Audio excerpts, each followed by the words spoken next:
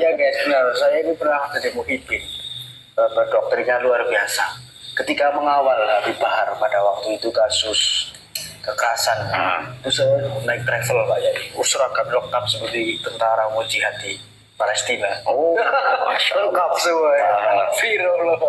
Seperti itu. Begitu naik travel di perjalanan, sepanjang perjalanan dari Pemalang ke Nusa Kambangan, tempatnya Habib Bahar itu di dibunyikan suatu video di dalam mobil itu ceramahnya Habib Rizik, yang mana ceramah Habib Rizik dalam rangka membahas PKI. Itu kan doktrinnya sangat kuat kan. Oke.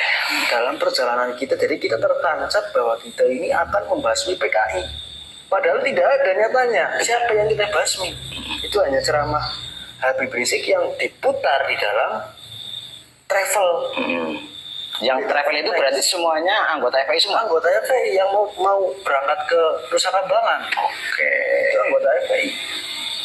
Nah, di sepanjang perjalanannya itu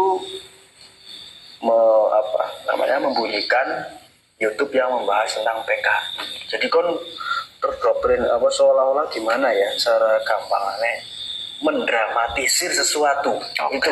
Itu mendramatisir, artinya seolah-olah Habib Bahar yang menjadi muridnya Habib Rizik ini sedang dipersekusi oleh pemerintah. Jadi kita harus melawan bahwa pemerintah itu PKI dan lain sebagainya. Itu doktrin tertancap sangat luar biasa. Seperti itu Pak. Ya gitu ya.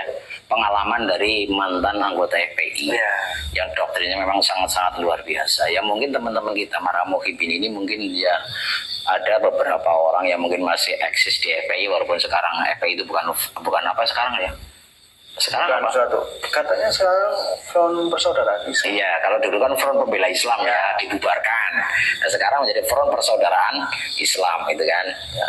Tapi isinya sama aja sekarang. Sama aja. FPI dulu dan FPI Respon sekarang sama aja kan. Itu sedikit pengalaman yang membuat bingung gini Pak ya. Gimana? Bahwa torikoh daripada klien Pak Ali ini, Habib Rizik, Habib Bahar, bahkan sampai Lutfi itu sama blok seperti Nahdlatul Ulama.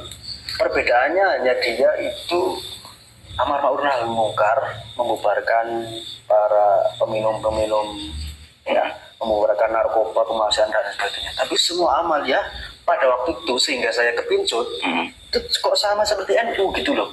Itu sama pada waktu. Jadi saya tidak berpikir bahwa FPI ini berbeda dengan NU. Itu yang membuat saya tergelincir ke situ. Tertarik gitu ya. Ditambah lagi ada kiai-kiai yang mendukung daripada pergerakan FPI itu sendiri. Saya lupa itu kiai siapa itu.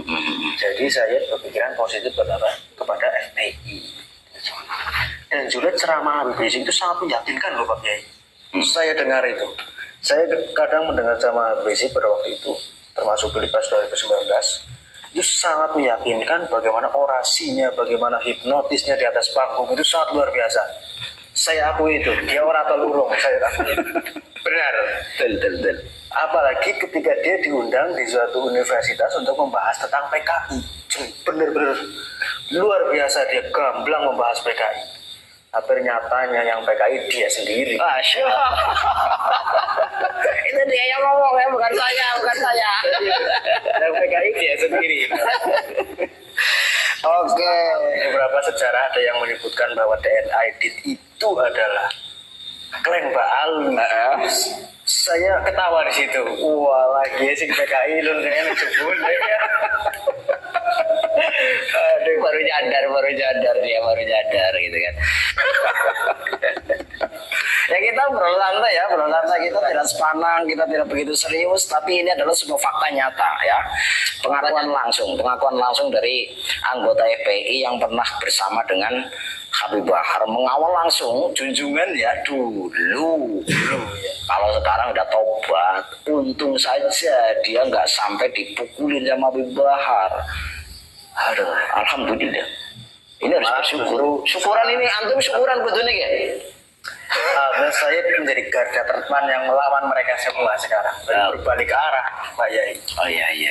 Saya tidak takut benar-benar. Persekusi apapun saya tidak takut. Di Malang maupun di daerah manapun, ya. Karena saya tidak takut kepada mereka.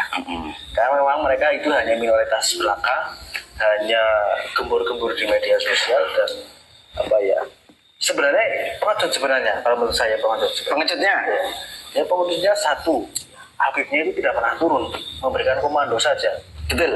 Itu serang itu kan. Iya. PKI itu. Iya. Itu persekusi ulama itu ya. Itu zolimi ulama, pemerintah dan sebagainya. Akhirnya Muhibinnya saja yang turun, laskarnya saja yang turun, tidak pernah Habib itu turun. Saya agak berpikir. Korban Habib kayak yang katanya itu yang di KM 50. Oh iya, akhirnya kalau saya ikut menjadi bisa jadi korban itu. Ya sebenarnya gini loh Mas ya, seandainya teman-teman kita, saudara-saudara kita para muhibin yang saat ini masih begitu berat dengan para habaib, seandainya panjenengan mau berpikir dengan akal sehat, mencerna dengan akal sehat, seharusnya bisa sadar. Karena apa? Ya seperti yang jenengan sampaikan tadi, para habib ini hanya keluar-keluar di atas truk komando kan. Iya, tidak beratur. Nanti yang terjadi yang di bawah sebab itu adalah laskarnya. Dan laskarnya ini sendiri adalah orang-orang kita, saudara-saudara kita. Ketemunya sama polisi, ya, dengan aparat keamanan. Akhirnya yang bentrok pribumi dengan pribumi. Yang menjadi korban siapa coba? Ya pribumi. Pribumi dalam pribumi. Kemudian soal masalah nasab ini juga seperti itu, Pak Yai. Iya. Kita diadu domba oleh Habib, ya misalkan Habib suruh menyerang Kiai Imad atau menyerang Gus Abbas. Yang turun langsung yang muhibinnya, nanti berlawan dengan kita yang pribumi. Itu liciknya di situ, benar-benar luar biasa.